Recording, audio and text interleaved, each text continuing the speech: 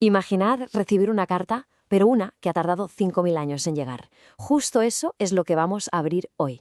Es una conversación súper íntima entre un padre y un hijo, una que de alguna manera ha conseguido viajar en el tiempo para contarnos algo que, ya veréis, nos va a sonar muchísimo. Y arranca así, con una fuerza que te deja helado. Perdona, padre. Fijaos qué manera de empezar. Una disculpa por tardar nada menos que 5 millones de años en responder. Y claro, con esto es que nos mete de cabeza en un drama familiar, en una de esas conversaciones pendientes que parece que atraviesa toda la historia. Entonces el hijo empieza a explicarse. A ver, que no era un rebelde por sí, ¿sabéis? Era la pura curiosidad de un chaval que de repente se ve explorando ese mundo tan complejo que la generación de su padre había construido. Es que lo que él quería no era llevar la contraria, era vivir. Así de simple. Quería, pues eso, perderse por los cañaverales, estar con los amigos, enamorarse, entender de verdad a su gente. Su cabeza, como él mismo lo dice, no estaba pensando en el futuro, estaba a tope con el presente. Y aquí, claro, es donde choca todo. Por un lado tienes el mundo del padre, todo superestructurado, el deber, el honor de ser escriba, las obligaciones, y por el otro lo que quiere el hijo, libertad, vivir experiencias, sentir cosas, emoción. Es que es el choque de siempre, vamos, entre lo que se debe hacer y lo que se quiere hacer. Claro, para el padre, la escuela de escribas era lo más, un privilegio. Pero para el hijo era una tortura. Pura frustración. Sentía una presión enorme por ser como su padre, el mejor escriba. ¿Y al final qué encontraba? Pues reproches, repeticiones y la sensación de que estaba fracasando. Y esta frase lo resume todo de una forma brutal.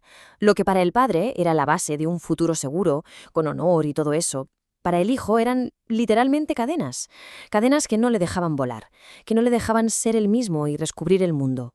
Vale, a ver, la historia es increíblemente personal, casi universal diría yo, pero ¿quiénes son esta gente? O sea, ¿quiénes son este padre y este hijo? ¿De dónde sale esta carta tan emotiva?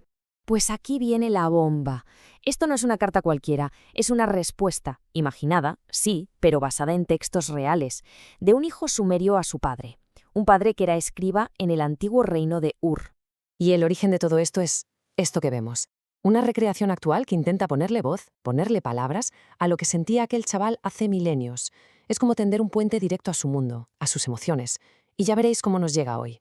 Para que nos situemos un poco, estamos hablando del año 3500 antes de Cristo. Es que es una locura de tiempo, un salto que nos lleva directamente al mismísimo amanecer de la civilización. Casi nada.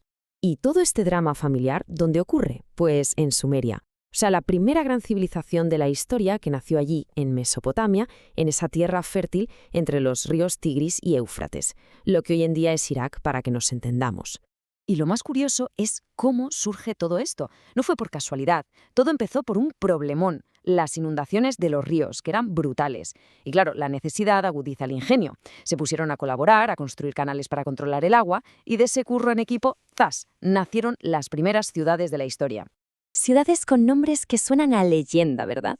Lagash, Kish, Uruk y, claro, Ur, el hogar de nuestro protagonista y su padre, el escriba. Estamos hablando, literalmente, de las primeras grandes ciudades del mundo. El propio texto, de hecho, nos cuenta un detalle. Ellos se llamaban a sí mismos los cabezas negras.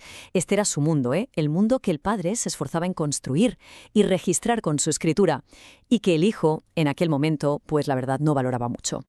Pero bueno, volvamos a la historia. ¿Qué pasó al final con el chaval? Pues mira, después de 4 años de, lo que él llama su sueño y el suplicio de su padre, al final obedeció. Aceptó su destino, se puso las cadenas y se convirtió en escriba. Siguió los pasos de su padre. Y aquí la narración pega un salto en el tiempo que es una pasada. De repente nos habla desde 5.000 años después y reflexiona sobre lo rápido que pasa todo. Su civilización, su gente, su ciudad, Kengir, su tierra, ya no existe. Está desolada. Pero, y aquí está la clave, aunque las ciudades y los ladrillos se hicieron polvo, algo sobrevivió. El verdadero legado de Sumeria, aquello en lo que él mismo acabó trabajando, fue la escritura, el oficio de su padre, esas cadenas que al final resultaron ser el billete a la inmortalidad. Y aquí es donde la historia se convierte en un espejo, ¿no? Nos dice que la preocupación de su padre no era algo aislado, que miles de años después, los padres y las madres se siguen preocupando por los jóvenes, por su futuro, por sus locuras, exactamente igual. Lo que nos lleva a esta conclusión, que es de una sabiduría tremenda. ¿Todo ha cambiado? Nada ha cambiado. Y es que es verdad, en 5.000 años ha cambiado la tecnología, las ciudades, los imperios, todo. Pero lo de dentro, la dinámica entre padres e hijos, esa tensión entre generaciones, eso sigue igual. Y al final, esta historia tan antigua nos deja con una pregunta flotando en el aire.